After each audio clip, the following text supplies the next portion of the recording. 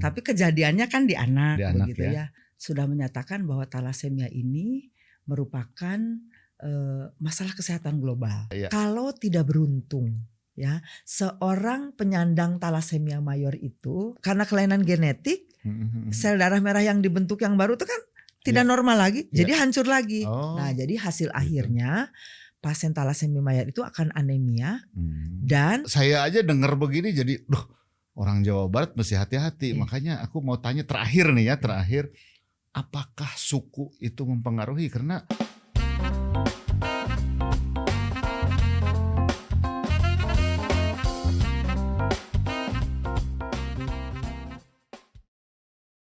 Assalamualaikum warahmatullahi wabarakatuh.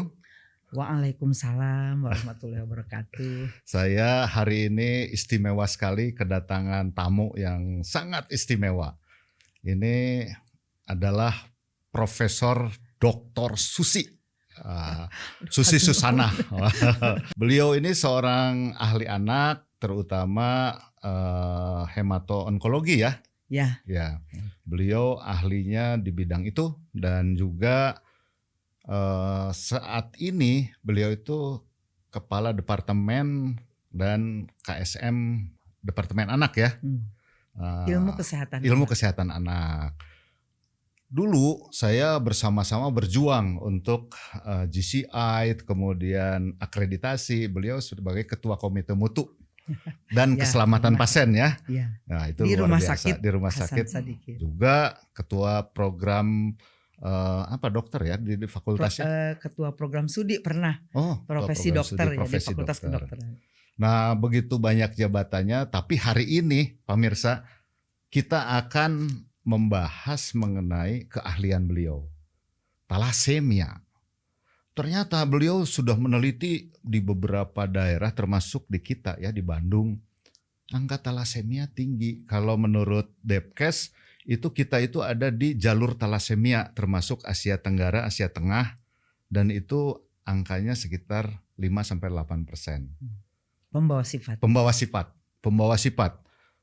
Saat ini saya baca di koran, koreksi kalau salah ya, itu 10.000 orang talasemia mayor atau lebih sekarang. Lebih, 12.000 sekarang. Nah, sekarang saya serahkan bagaimana cerita talasemia, karena apa? Banyak ternyata kegagalan bayi tabung ternyata pembawa sifat. Dan juga ketika dia hamil, keguguran, ternyata trombositnya tinggi, Prof. Susi. Nah, saya baru kasih heparin. Ternyata pembawa sifat itu kalau dia hiperagregasi trombosit bisa menyebabkan kematian janin. Itu di bidang saya nanti. Nah, sekarang saya mohon Prof. Susi cerita bagaimana kita mencegah talasemia ini. Karena ini satu kejadian yang sangat tidak menguntungkan. Silahkan. Ya. Terima kasih Prof. Tono. Saya juga mendapat kehormatan ini diundang di podcastnya. Kalau di podcastnya tulisannya Dr. Tono ya, ini beken sekali ya. betul. Alhamdulillah mendapat kesempatan untuk memperkenalkan salah satu saja masalah kesehatan, bukan di bidang anak saja sebetulnya, tapi kejadiannya kan di anak begitu ya. Yang menjadi masalah kesehatan, kalau dari WHO, Badan Kesehatan Dunia itu sudah dari tahun 90-an sudah menyatakan bahwa talasemia ini merupakan masalah kesehatan global.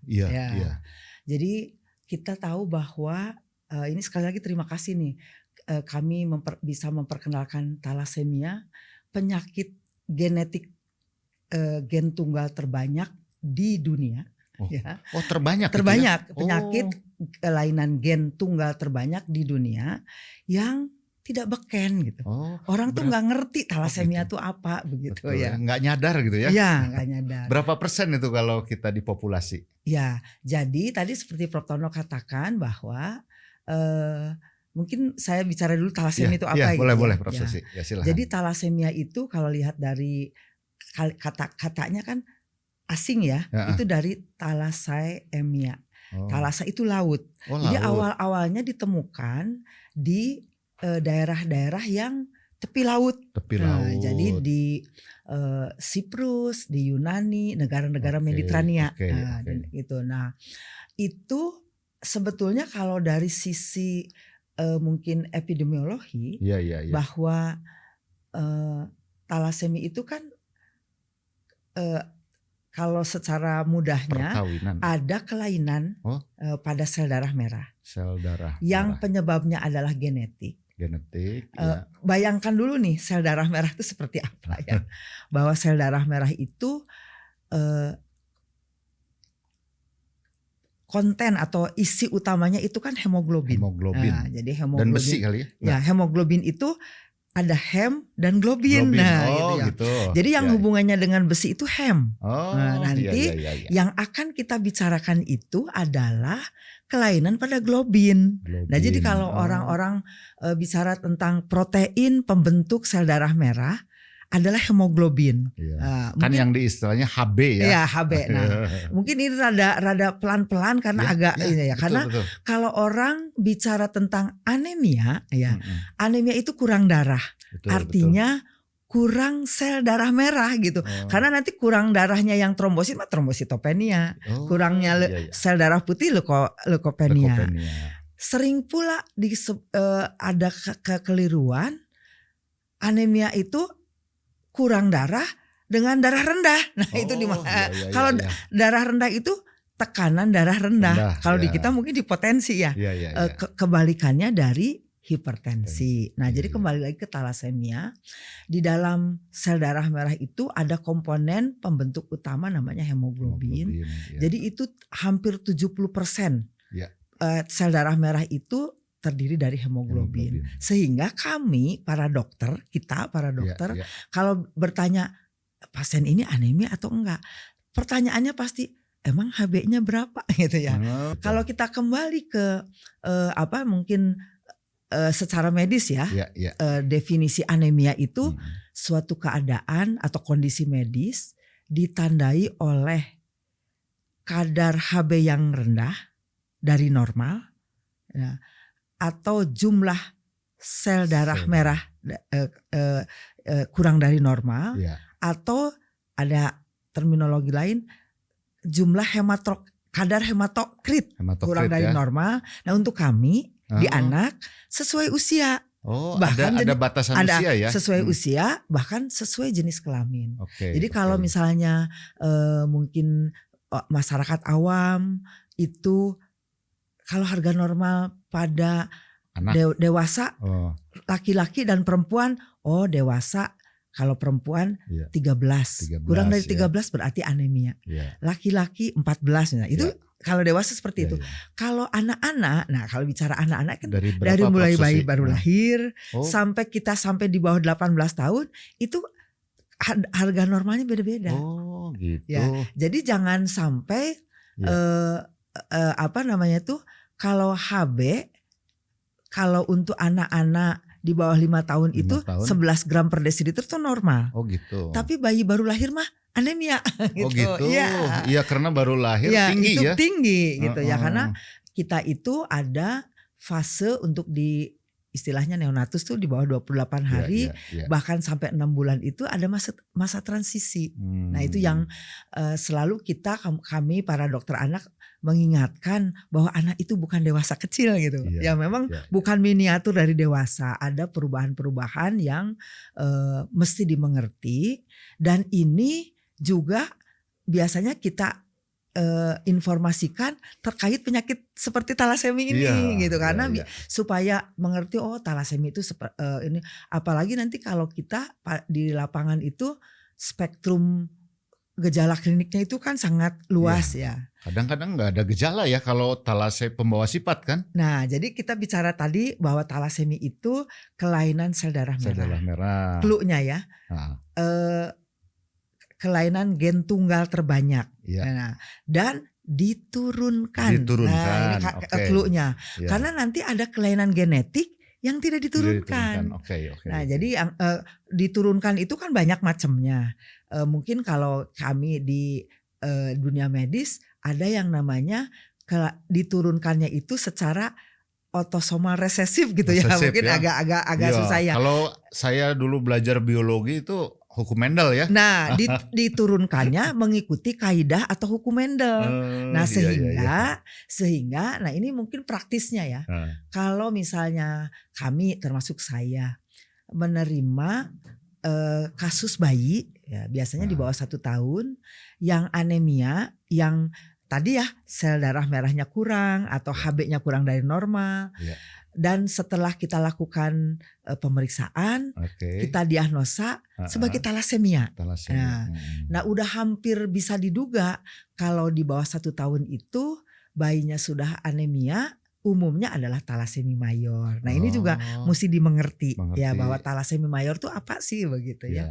Jadi kalau bayinya talasemia mayor sesuai dengan kaidah yang tadi hukum Mendel diturunkannya secara otosomal resesif itu sudah bisa dipastikan ibu dan ayah dari bayi ini yang tampak sehat, tidak pernah ada keluhan, diperiksa juga HB-nya normal, itu adalah pembawa sifat. Nah, itu yang tadi 3-10% itu pembawa sifat itu seperti tadi. Gitu. Jadi kalau aku ingat ya, kalau misalnya ini pembawa sifat, ketemu pembawa sifat, akan terjadi pembawa sifat 50%, mayor 25%, sehat 25%. Itu probabilitasnya. Probabilitasnya ya. Ya itu kalau kita bilang. Gitu.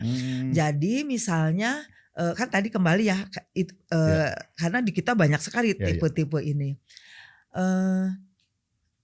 Bayi itu, seorang anak itu kan memiliki sifat setengah dari ayah, setengah dari ibu gitu ya, mungkin mudahnya ya. Sehingga untuk ayah dan ibunya yang karena tidak pernah diperiksa, di screening misalnya, karena sehat-sehat saja di kita kan Prof ya, kalau tidak ada keluhan mah nggak pernah diperiksa ya, nggak sengaja pengen di screening gitu. Nah, apalagi beberapa juga mungkin di kita masih ada yang kalau di screening malah takut. Prof Tono juga kalau di general check up, aduh takut ketahuan diabetes misalnya gitu ya. Kan selama ini nggak ada keluhan, ngapain gitu ya. Begitu diukur tekanan darah, jadi aja ketahuan bahwa kita tekanan darahnya, stress, nah itu ya, itu screening. Jadi ibu dan ayahnya pembawa sifat, bisa saja itu begitu yang bertemunya itu. Kalau pembawa sifat itu kan kita ada 2 ya, ada 2, satu orang tuh ada satu untuk yang otosomal resesif ya. Jadi kalau pembawa sifat tuh yang satunya normal gennya itu, yang satunya pembawa gen. Jadi kalau misalnya memang agak susah kalau tidak dijelaskan dengan gambar ya. Ayahnya ternyata pembawa sifat, ibunya setelah diperiksa tuh pembawa sifat. Begitu istrinya hamil ya, yang bertemu itu bukan pembawa gen dua-duanya, itu beruntung. Anaknya tidak talasemia. Mungkin kita sebutnya tidak talasemia ya. Tetapi kalau kurang beruntung atau tidak beruntung, si yang ibunya pembawa sifat itu gen talaseminya itu bertemu dengan yang dari ayahnya itu gen talasemia juga. Nah, itu yang talasemia mayor. Gitu. Nah, talasemia mayor itu yang kalau kita lihat, saya kan pendonor ya. Saya sudah lebih dari 100 kali diambil darah untuk donor. Nah, itu kebanyakan terpakai oleh talasemia ya. Iya betul. Karena kan kalau talasemia mayor itu transfusinya seumur hidup. Seumur hidup. Kecuali kalau orang tuanya mampu untuk transplantasi sumsum tulang. Gitu ya, karena selama ini kan mungkin terapinya yang definitif itu, kalau bahasa kita mungkin terapi kuratifnya itu yang mendekati kesembuhan itu transplantasi sumsum tulang atau terapi gen. Nah, di kita kan belum mulai lagi ya nanti ke depan. Nah, ini yang kembali lagi ke talasemia, bahwa nanti kalau dari ibunya pembawa gen, dari ayahnya yang tidak pembawa gen, nah itu yang pembawa sifat. Atau sebaliknya. Nah, sehingga tadi yang kata Prof Tono itu bahwa 2 orang, maksudnya satu pasang suami istri, dua-duanya pembawa sifat, tidak tampak sakit, baik-baik saja, tidak pernah ada keluhan. Kalau ternyata itu memang menikah begitu, ada kemungkinan setiap istrinya hamil, betul. melahirkan. Nah, kemungkinannya itu 25% tidak talasemia, 25% talasemia mayor, 50% pembawa sifat. Nah, itu saya pernah posting, ya. Prof. Susi. Ya. Orang banyak yang tanya, saya belum jawab nih. Kita ingin periksa talasemia. Akibat postingan di Instagram saya itu, orang-orang yang mau nikah banyak yang periksa datang ke saya. Ya. Saya talasemia atau tidak? Ya, betul. Nah, kira-kira bisa diterangkan nggak apa sih yang harus diperiksa oleh mereka itu mengetahui pembawa sifat talasemia? Ya, jadi mungkin saya jelaskan sedikit dulu ya, Prof. Tono. Ya. Kalau tidak beruntung, ya, seorang penyandang talasemia mayor itu kan sel darah merahnya itu tidak sempurna ya, karena globinnya itu karena ada kelainan gen tidak dibentuk, misalnya talasemia beta tidak dibentuk atau jumlahnya kurang, jadi sel darah merah yang dibentuk itu kan tidak sempurna. Kalau yang normal itu kan 100 hari, 120 hari pecah atau bahasa kitanya lisis, itu diganti dengan yang baru. Jadi akan normal terus begitu. Pada yang talasemia belum mungkin sebulan, kalau pada yang mayor sudah hancur. Tubuh berusaha. Nah, kita alhamdulillah diberi kemampuan kompensasi oleh Allah gitu ya. Tapi karena kelainan genetik, sel darah merah yang dibentuk yang baru itu kan tidak normal lagi, jadi hancur lagi. Nah, jadi hasil akhirnya pasien talasemia mayor itu akan anemia dan penanganan yang paling awal itu transfusi. Nggak ada pilihan. Masuk golongan anemia hemolitik. Nah, anemia hemolitik karena aneminya disebabkan sel darah merahnya hancur gitu. Jadi pada yang talasemia mayor itu karakteristiknya umumnya ditemukan di awal-awal, biasanya di bawah 2 tahun, umumnya di bawah 1 tahun. Ya itu kalau mayor yang mayor. Dan dia itu akan memerlukan transfusi darah seumur hidup. Jadi kita dokternya memvonis bahwa kalau tidak dilakukan transplantasi yang biasanya nanti setelah mungkin 5 tahun gitu itu harus dilakukan transfusi. Sehingga tadi yang darah yang didonorkan Prof. Tono tuh memang sebagian besar sudah bisa diduga itu peruntukannya untuk orang penyandang talasemia mayor. Ya, karena tiap bulan ya. Kalau sekarang 12.000, waduh. Kalau saya lihat di ekonomik itu ya, penyandang talasemia mayor itu 1 bulan menghabiskan 300-400 juta katanya. Jadi kalau misalnya kita penanganannya betul ya sesuai dengan yang seharusnya dari bidang medis, satu orang penyandang talasemia mayor itu menghabiskan sekitar 400 sampai 500 juta per tahun. Nah itu coba per tahun ya, bukan per tahunnya. Salah. Nah, karena kan banyak pemeriksaan. Belum nanti penyandang talasemia itu kalau misalnya dulu kan banyak yang meninggal.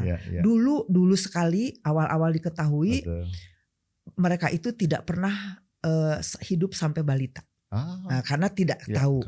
Nah, kemudian dengan berkembangnya ilmu, ternyata mekanismenya begini, tata laksananya begini.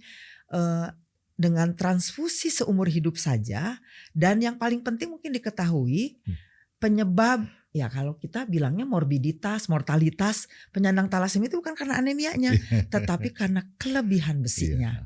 Jadi karena ada sel darah merah yang hancur. Tubuh berusaha memproduksi sel darah merah baru, kan harus besi banyak, diserap banyak-banyak, sehingga penyandang talasemia mayor itu akan mengalami kelebihan besi, ditambah kelebihan besinya itu dari transfusi. Nah, jadi itulah yang menyebabkan 400-500 juta itu bukan karena transfusinya saja, tetapi obat-obat yang lainnya. Nah, sehingga saat ini kalau saya lihat hampir nggak ada ya, karena memang asuransi swasta itu tidak mengcover kelainan bawaan seperti talasemia. Hampir semuanya menjadi peserta JKN BPJS Prof. Tono. Nah, jadi secara kalau itu di cover semua kan? Semua. Luar biasa. Sehingga saat ini dengan hanya 12.000 penyandang talasemia mayor itu talasemia mayor itu menghabiskan dana BPJS kelima terbanyak Waduh. setiap kelima tahunnya. Kelima dari terbanyak. semua penyakit. Karena kalau BPJS mah kan ngitung ya tiap tahun. Jadi setelah penyakit jantung, penyakit diabetes mellitus, kemudian cuci darah, kemudian satu kanker. Lagi tuh kanker. Nah, ya. Jadi 4 teratas tuh itu dulu. Kelimanya talasemia. Ya luar biasa ya. Dengan hanya 12.000. 12.000. Artinya ibu-ibu, bapak-bapak nih harus screening. Nah, ini saya mau disclaimer dulu. Sesi ini ada yang mendanai atau sponsor sedikit lah dari Prodia. Nah, kita ingin tahu screeningnya apa sih kalau orang mau nikah itu suami istri sadar gitu ya.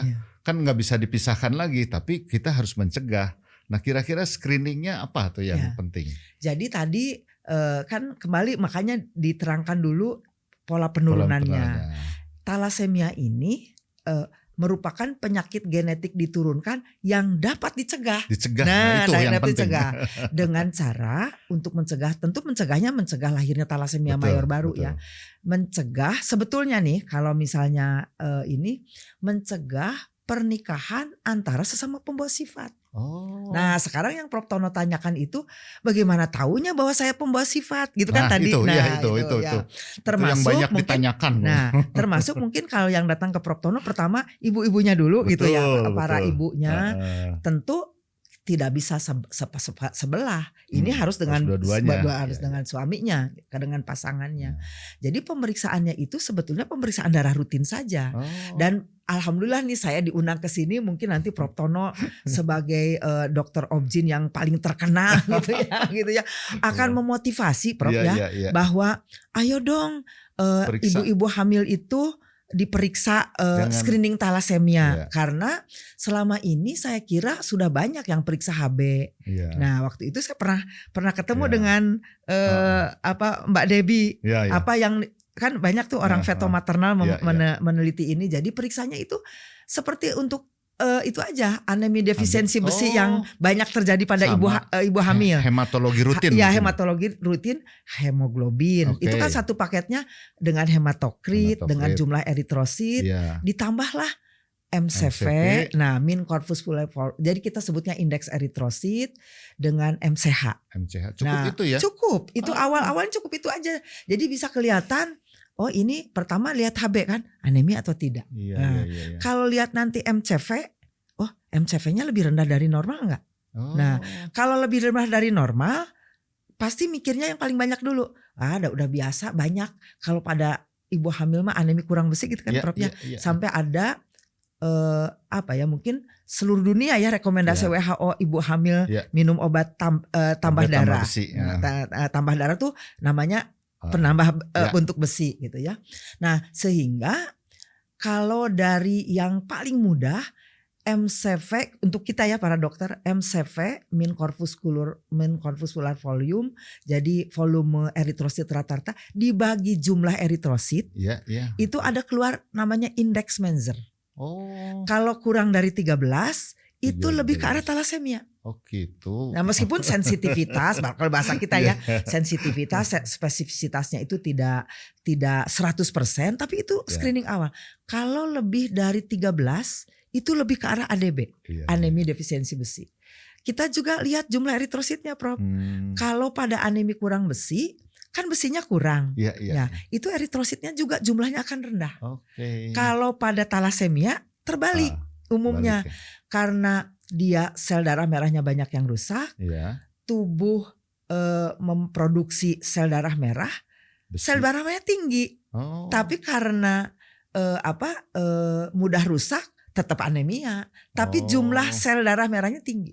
Jadi kalau pemeriksaan di awal saja, kalau kami di Rumah Sakit Hasan Sadikin sudah disetting nih rumah sakit pendidikan, ada hematologi analyzer yang memeriksa 10 parameter. HB, leuko, HT, trombo, eritrosit, MCV, MCH, MCHC itu udah cukup.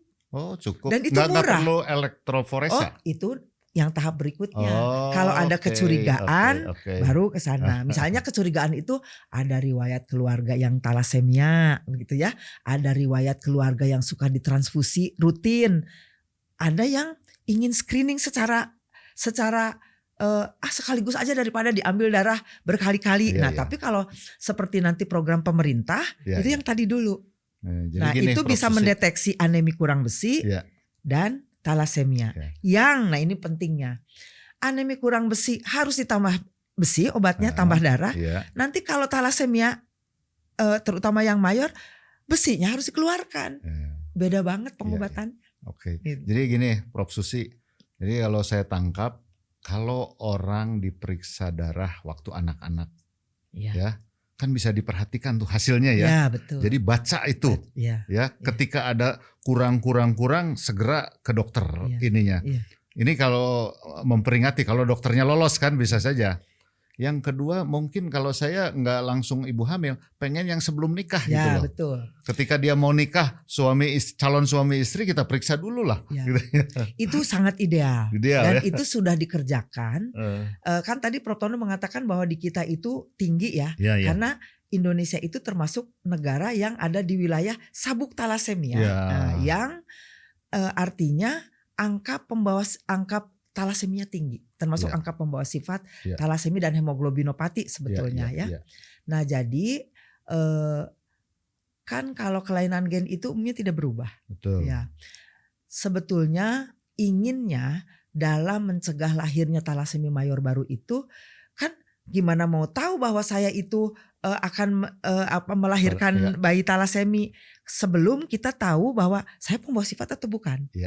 Untuk tahu pembawa sifat atau bukannya, baik perempuan maupun laki-laki harus di screening karena kan nanti hasilnya dari pasangan itu gitu ya. Nah sehingga sebetulnya idealnya screening talasemia itu dilakukan pada saat sebelum menikah. Jadi di usia produktif. Paling baik sebetulnya. Paling baik ya. Kalau kita menyarankan ya dari evidence base-nya, kita banyak belajar nih dari Thailand yang sudah berhasil menurunkan. Dia ininya screeningnya tinggi bagus sekali, ya. Screeningnya bagus dan itu semuanya didukung oleh program pemerintah. Itu anak-anak SMP. Tapi sebetulnya boleh aja di SD juga. Boleh disatukan dengan misalnya program UKS, Prof Tono. UKS. Sekarang usaha kesehatan sekolah. Ada juga imunisasi kanker serviks pada kelas itu 5. bisa mungkin kalau dari teman-teman Objin lebih mungkin lebih greget gitu ya pada kan remaja putri itu sekarang juga risiko untuk anemia defisiensi besi. Betul. Ada minum tablet tambah darah bersama karena kalau kita mikir anemia itu kan anemia kurang darah, ingat produk tertentu. Nah kalau talasemia mah jangan minum tablet besi justru karena nanti kadang kelebihan besi kelebihan besi justru komplikasi menyebabkan morbiditas dan bahkan meninggalnya itu karena kelebihan besi. Dan obat-obat yang mahalnya juga untuk mengeluarkan besi, mengeliminasi besi. Namanya obat kelasi besi itu berbeda. Itulah makanya kenapa kita selalu harus menerangkan karena pemahaman orang awam anemia itu ingat anemia defisiensi besi yang memang jauh lebih banyak. Apalagi pada ibu hamil, pada remaja putri, calon-calon ibu hamil. Nah itu sebetulnya screeningnya sederhana begitu Pak. Sangat sederhana dan bisa di puskesmas. Nah ini cerita ini.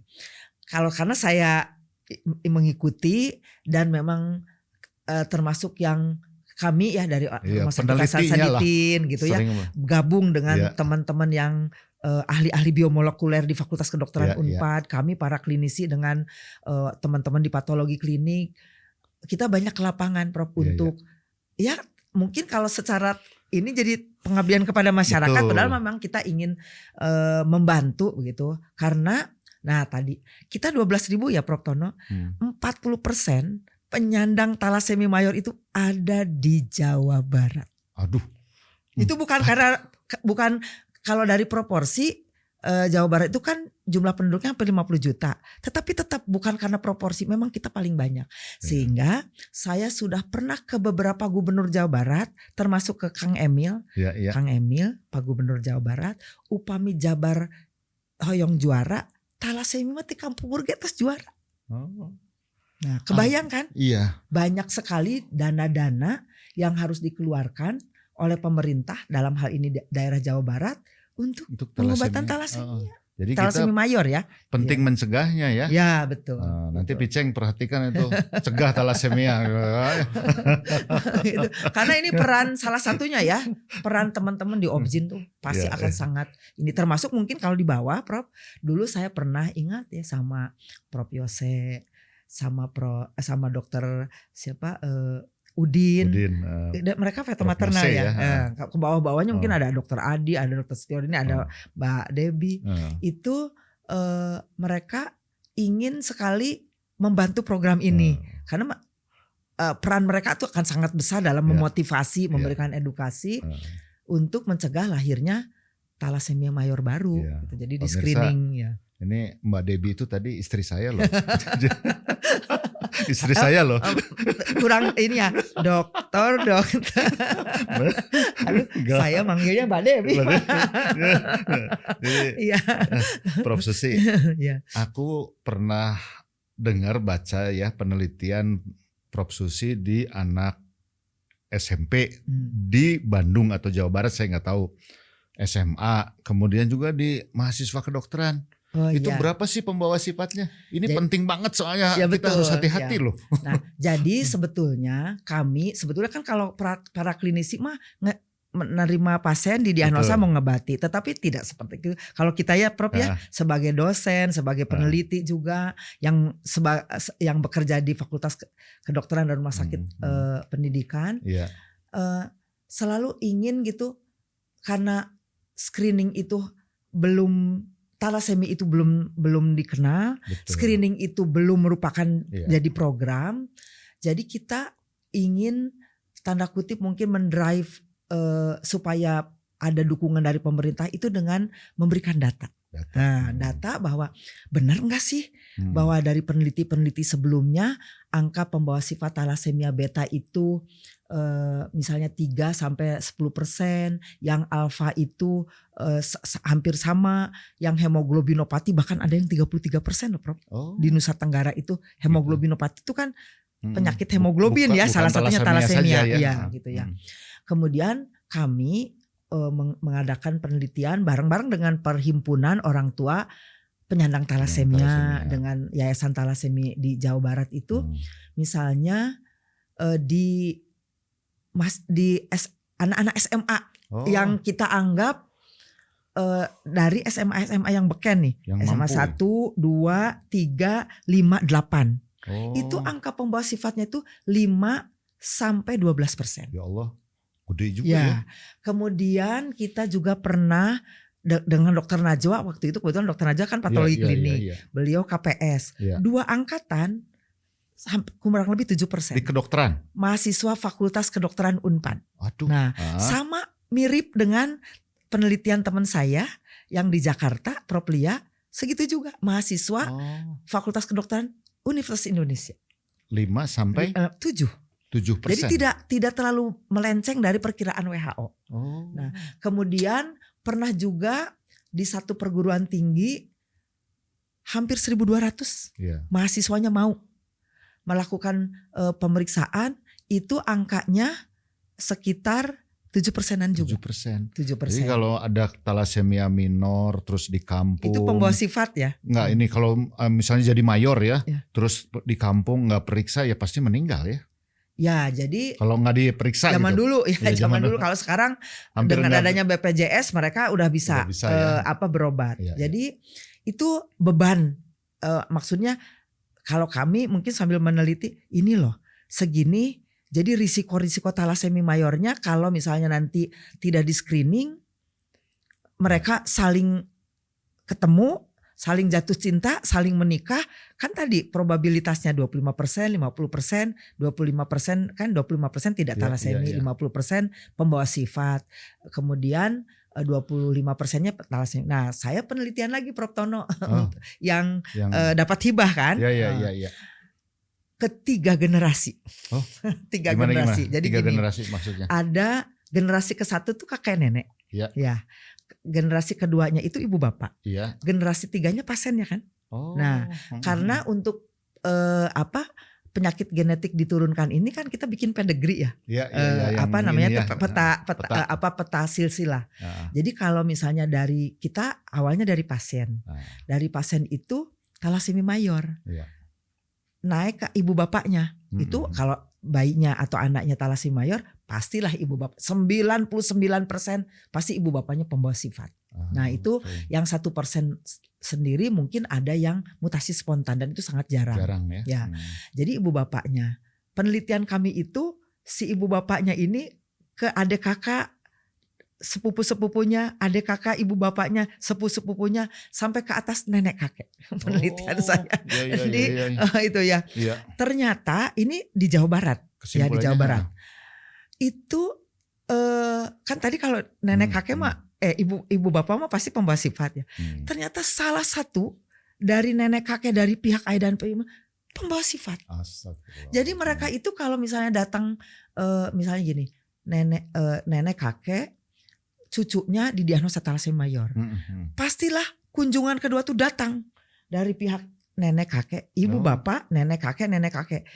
Datanglah ke saya misalnya. Lagi gitu bukan. Ya?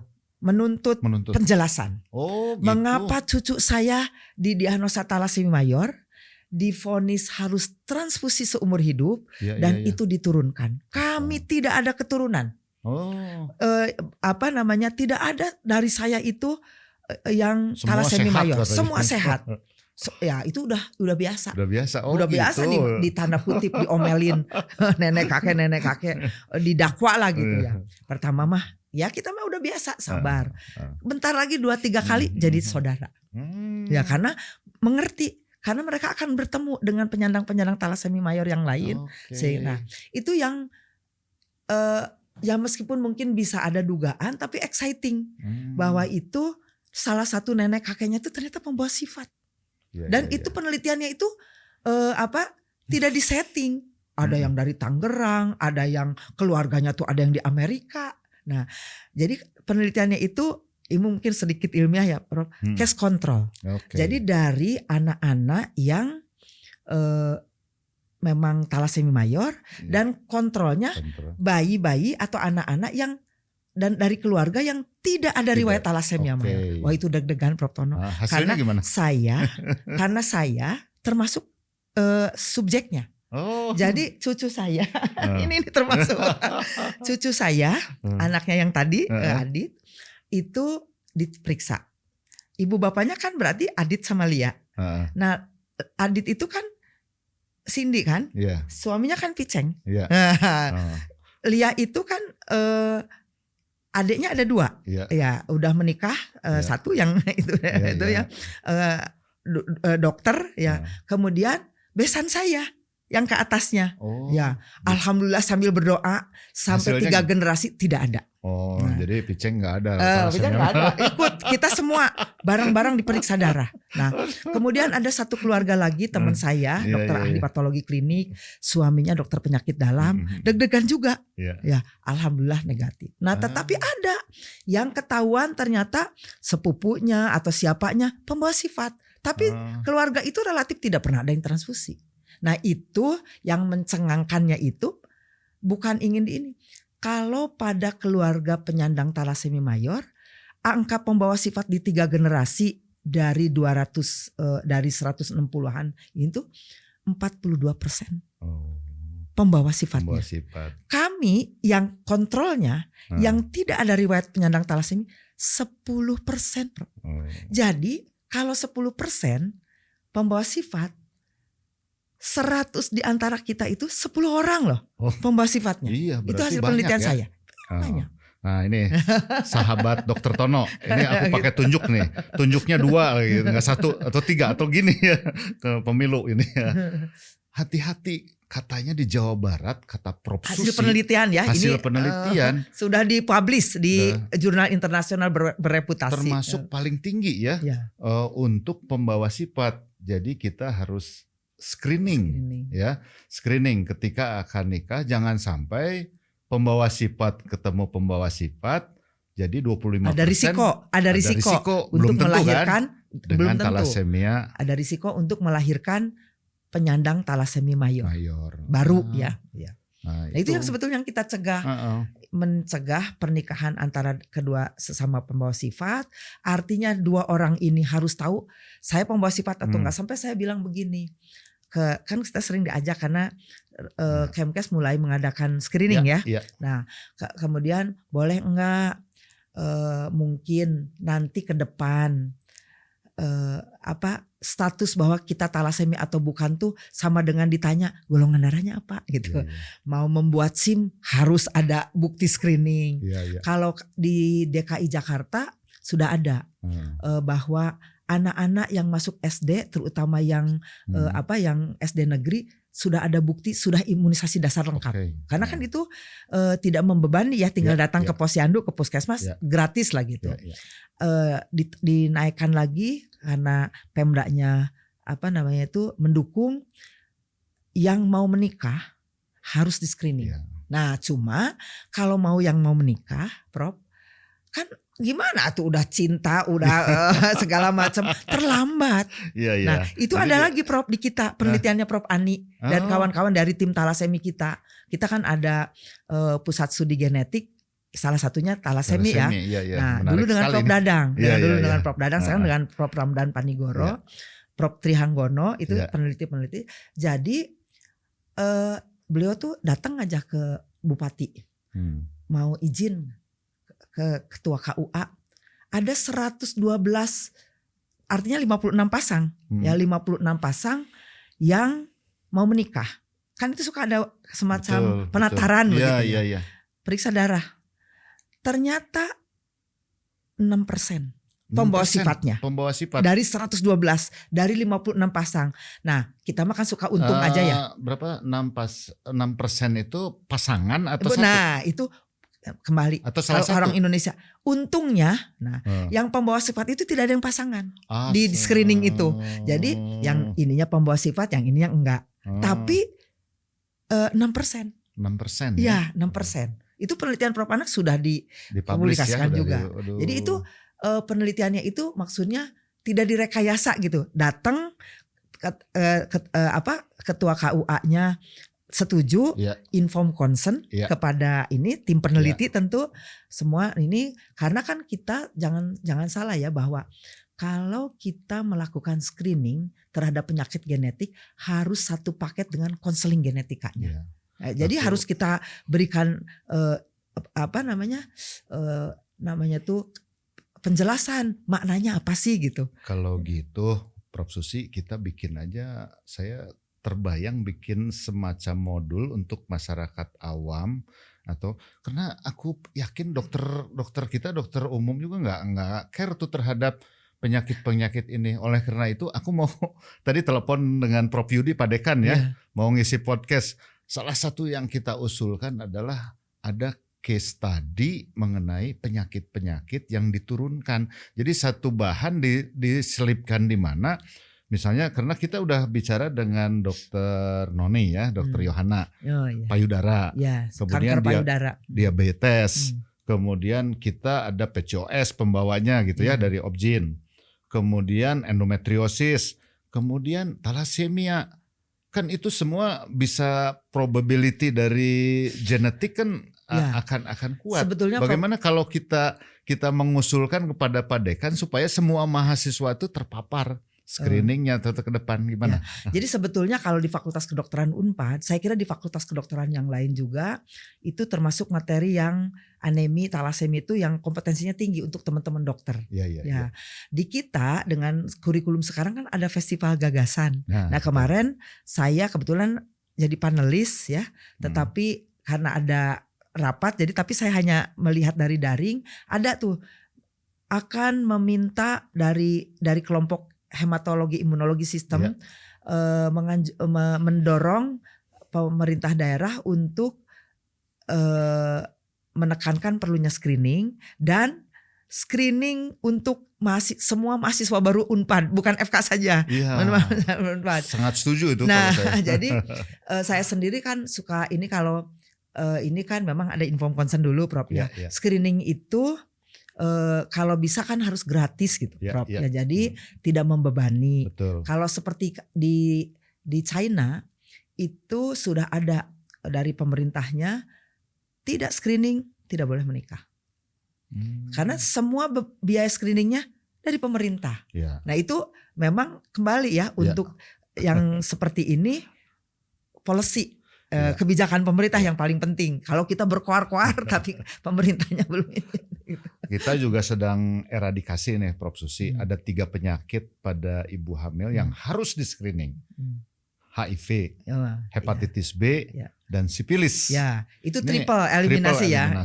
Nah ini karena dia transmisi vertikal ke anak gitu ya. Kemarin sudah tayang nih di YouTube-nya kita gitu ya. Karena di puskesmas itu gratis. Ya, sudah gratis, ada. Sudah ada. Sudah gitu ada itunya apa namanya itu kitnya gitu ya. Untuk mendeteksi HIV.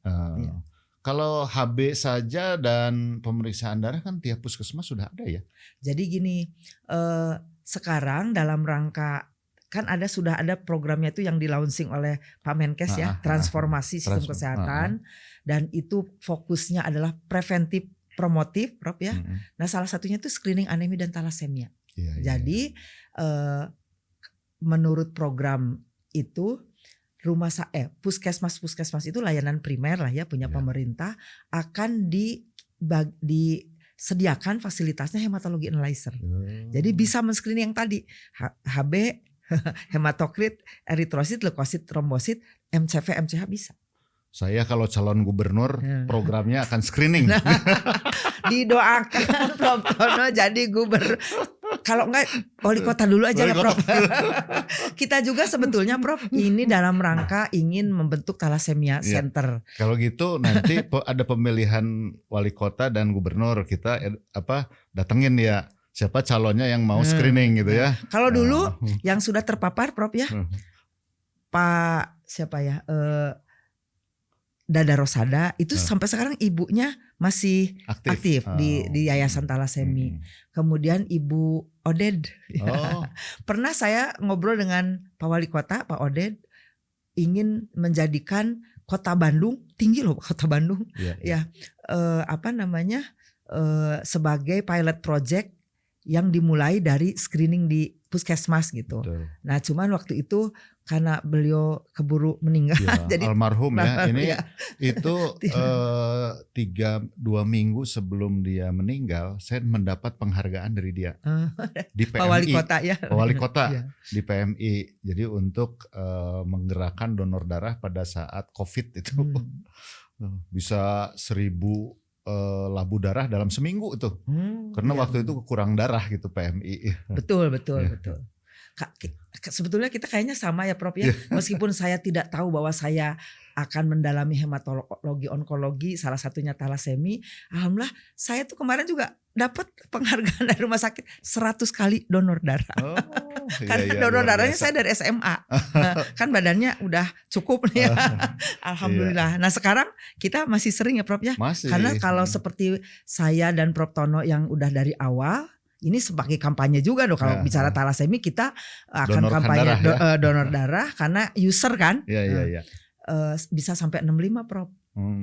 Cuman waktunya dari 60 tuh saya dulu kan boleh 3 bulan. Sampai 60. Sekarang kalau yang udah sering boleh sampai 65 Prof. Iya 65 tapi jaraknya nggak boleh 3 bulan lagi. Sekarang udah boleh 2 bulan. Oh gitu. Saya tiap 2 bulan sekali. Kemarin aku nggak boleh katanya. Jadi tiap 2 bulan ada notifikasi. Harus 3 bulan. Dok, sudah waktunya ini. Jadi saya tinggal ke itu aja, ke Bank Darah RSHS. Karena kan sudah ada. Kalau dulu kan harus menyengajakan ke PMI Jalan Aceh. Kalau sekarang udah bisa dia. Nah, pemirsa, jangan lupa donor darah itu sehat. Menyehatkan. Menyehatkan karena diganti dan diproduksi lagi. Jadi padahal di kita banyak sekali yang butuh darah, terutama penderita thalassemia. Setiap bulan dia perlu 1 kantong atau berapa kantong? Jadi pertama mungkin ya yang mayor itu ada yang 3 bulan sekali. Kesininya kalau ada komplikasi bisa ada yang seminggu 2 kali. Astagfirullah. 1 kantong atau berapa kantong? Ada kalau yang berat itu biasanya sekali datang 2 kantong. 2 kantong. Ya. Jadi kalau misalnya ke depan ini cita-citanya mungkin Popti ya Perhimpunan Orang Tua Penyandang Talasemi dan juga para taler penyandang talasemia sendiri, itu idealnya untuk mengurangi komplikasi dan penelusurannya lebih mudah, satu penyandang talasemi itu butuh kurang lebih 5 sampai 6 pendonor tetap. Jadi kita tuh bisa tahu pendonor saya itu 6 orang itu akan terus-terusan kan donor tiap 2 bulan sampai 3 bulan. Jadi pendonor tetap. Sekarang kan umumnya pendonornya ya yang dapat dari PMI saja gitu, atau dari bank darah saja. Prof Susi, kalau ada kegiatan talasemi aku diajak ya. Nanti kita akan kampanye. Kampanye. Aduh, terima supaya kasih. orang tahu gitu. Ini saya aja dengar begini jadi orang Jawa Barat mesti hati-hati. Makanya aku mau tanya terakhir nih ya, apakah suku itu mempengaruhi? Karena ada suku Batak yang nggak boleh Hutagalung kawin dengan Hutagalung gitu kan. Nah mungkin itu jangan-jangan latar belakangnya ya. Ya jangan-jangan latar belakangnya itu ada hubungan nggak suku, ada penelitian nggak di kita yang berdasarkan suku, karena tadi di Jawa Barat kan identik orang Sunda nih, ya. Ya, jadi memang mungkin dalam ini untuk penyakit genetik itu di ras-ras tertentu atau suku-suku tertentu lebih tinggi, Prof ya. Nah, apakah memang karena misalnya di kita penelitiannya lebih banyak, registrasinya lebih bagus begitu ya? Itu kita berpikir ke sana dulu. Tetapi saya pernah mengobrol dengan guru kita ya, Prof Sambas kan. Beliau itu kan dari Garut, Menak Garut ya, bangsawan Garut. Prof, kenapa? Kebetulan beliau juga mendalami hematologi kan dulu. Kenapa yang paling banyak itu talasemi di Jawa Barat itu orang-orang daerah Priangan Timur. Itu kantong-kantongnya. Oh gitu, kantongnya di Priangan Timur ya. Nah, mungkinkah ada mungkin apa istilahnya asal muasalnya yang mereka itu punya kebiasaan pernikahan sesama kerabat. Nah, pernikahan sesama kerabat itu kalau dari sisi genetika akan memunculkan yang resesif yang tidak muncul bertemu saling bertemu karena kan tadi otosomal resesif. Jadi untuk yang talasemi itu salah satu hipotesanya mungkin karena di negara-negara yang konsanguinis pernikahan sesama kerabat itu tinggi seperti di Pakistan, di India itu tinggi angka talasemianya. Gitu. Nah, di kita salah satunya di Sunda itu dulu seperti itu. Karena katanya Menak Sunda tuh nikahnya harus dengan Menak Sunda dulu, ada hubungannya dengan dinasti gitu ya, ada hubungannya dengan warisan gitu. Itu salah satu yang kita obrolkan. Nah, sehingga apakah mungkin orang-orang tua kita yang belum bisa menjelaskan kalau nikah itu harus puguh bibit bebet bobot gitu ya zaman dulu. Nah kalau sekarang mah mungkin dari sisi medis mah screening lah gitu karena screening itu mungkin karena kita bicara talasemi ya talasemi. Screening kan banyak ya Prof ya. Dari awal-awal ya kita lah periksalah tekanan darah gitu kan. Screening tuh bisa gitu. Periksalah gula darah gitu. Teman saya yang ahli nefro dari awal selain periksa darah, periksa tekanan darah kan mudah ya Prof ya kalau di UKS misalnya. Periksalah urine. Karena bisa mendeteksi banyak kemungkinan kelainan ginjal misalnya itu banyak seperti yang bisa kita. Tapi ya banyak kerjakan. Juga orang yang educated nggak mau periksa darah, takut. Gitu. Prof Tono suka medical check up nggak? Suka. Bisi karena teman-teman saya yang tidak bergejala banyak jangan di medical check up. Saya tiap 3 bulan, tiap 3 bulan. Aku mah cukup 1 tahun saja. Tiap 3 bulan, 6 bulan semua saya periksa dan saya sudah ini di Prodia profil genetik saya risk, diabetes, cardiovascular risk untuk ginjal. Banyak bintangnya. Itu saya ada risiko, Enggak justru enggak itu. Profilnya kan diperiksa Profilnya gitu ya. diperiksa ternyata saya ada di misalnya jantung. Risiko apa risiko begitu ya. Karena ayah saya orang jantung karena penyakit jantung. Ya. Diabetes ada sedikit gitu Iya. kan, sehingga saya mulai olahraga nih, Olahraga. pola hidup periksa terus karena Dan makan ada ya, pola ketakutan. makan ya. Makan yang nomor 1. Nah itu yang paling sulit. Iya, aduh, terima kasih nih pemirsa, Prof. Sus ini udah memberikan pengetahuan yang sangat mendalam, komprehensif, tapi kita belum cukup, nanti kita akan sambung lagi. Mungkin di topik-topik lain, Prof. Susi kalau bersedia, atau ada Itu anak buah. nanti topiknya di Prof Tono, Prof. Oh iya, yang Karena genetiknya nanya ya. ke saya, bukan, Prof, kan anak gini, karena ada beberapa keluarga yang anak pertama talasemia mayor, susuganan gitu kalau kata orang Sunda mah. Yang keduanya mayor lagi. Yang dah kan kata dokternya 25%, 50%. Padahal probabilitas itu pada setiap kehamilan, bukan yang pertama pernah talasemia mayor berarti yang keduanya tidak mayor lagi. Jadi saya punya beberapa keluarga yang 5-5-nya talasemia mayor, Prof. Nah, baru kalau yang mengerti, Prof, pertanyaan nanti untuk PR-nya Prof Tono dan teman-teman di Objin, kan kita udah sesama pembawa sifat. Dua-duanya sudah komit bahwa tidak akan bercerai gitu ya. Bisa nggak menghasilkan anak yang tidak talasemia mayor? Jadi kalau bisa tidak talasemia, kalau enggak paling banter barangkali hanya minor. Nah itu bisa sih PGD itu namanya. Nanti ilmunya ada di Prof Tono nih. Dan kalau misalnya nanti suatu saat misalnya di Rumah Sakit Hasan Sadikin mau ada program itu sudah dimulai di klinik-klinik swasta, sepertinya menjadi harapan bagi para pasangan yang ingin mendapat udah ketahuan pembawa sifat, mendapatkan anak yang tidak talasemia mayor gitu, Prof. Karena saat ini Kemkes juga melalui Pak Menteri yang sekarang sudah membeli, bahkan sudah memetakan untuk pemeriksaan gen sequencing. Ini gara-gara COVID penting sekali kita lihat sekarang di beberapa rumah sakit. Diare bisa di swab. Ini rotavirus. Jadi nggak lagi blind pengobatannya gitu ya. Aduh, syukur alhamdulillah. Untuk ini saya udah ketemu 2 menteri, Prof.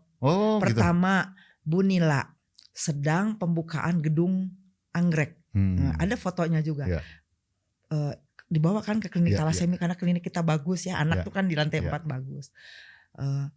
Talasemia itu yang gimana sih, Dok, katanya. Diterang, ini tuh menghabiskan dana BPJS 5 terbanyak. Jadi manggil dokter yang dirjen itu kan dokter Objin. Kemudian ada rapat saya di majelis kolegium dengan Pak Menkes.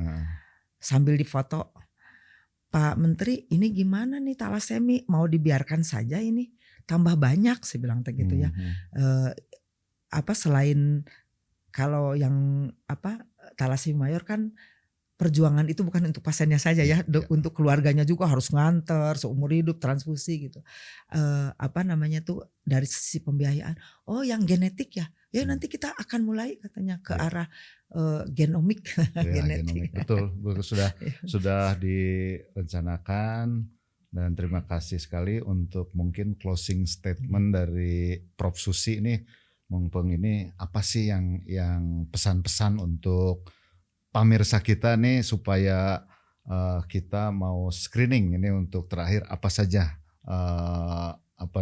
yang dipesankan untuk mereka, karena saya pun begitu dengar begini tergerak nih, berarti kita harus kampanye talasemia. Ya, terima kasih, Prof. Jadi talasemia itu talasemia merupakan penyakit darah penyakit darah yang sifatnya genetik dan diturunkan. Seorang penyandang talasemia mayor atau talasemia berat akan memerlukan pengobatan seumur hidup berupa transfusi darah, obat kelasi besi dan yang lainnya, kecuali kalau dia dilakukan transplantasi sum-sum tulang atau terapi gen. Nah, yang paling penting adalah kita ketahui bahwa penyakit ini banyak di Indonesia. Saat ini 40% ada di Provinsi Jawa Barat, tersebar di seluruh kabupaten kota, dan penyakit talasemia ini merupakan penyakit genetik diturunkan yang dapat dicegah. Untuk mencegah lahirnya talasemia mayor itu, setiap individu itu harus tahu dia tuh pembawa sifat atau tidak. Nah, pembawa sifat ini harus diketahuinya itu dengan melalui pemeriksaan darah. Screening ya, Ya. screening itu ya. Jadi kalau saya terakhirnya selalu begini, Prof. Tono.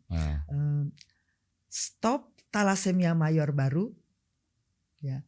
Ayo screening talasemia, berani periksa darah. Nah Ya. itu ya. Karena banyak yang aduh kok diperiksanya periksa darah.